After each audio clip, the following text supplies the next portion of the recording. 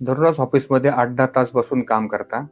चुकीची बसण्याची सवय पाठदुखी आणि मानदुखीचं मोठं कारण ठरू शकते.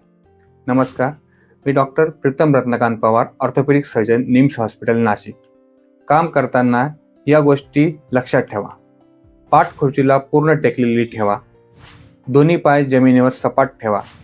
गुडघे आणि कंबर साधारणतः 90 अंशात ठेवा. संगणकाचा स्क्रीन डोळ्यांच्या सरळ रेषेत असावा.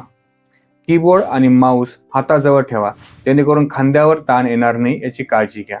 आणि सर्वात महत्त्वाचं म्हणजे दर 30 ते 45 मिनिटांनी उठून 2 मिनिटं चालणे किंवा स्ट्रेचिंग करणे विसरू नका. योग्य बसण्याची सवय अंगीकारा आणि पाठदुखीपासून स्वतःचा बचाव करा.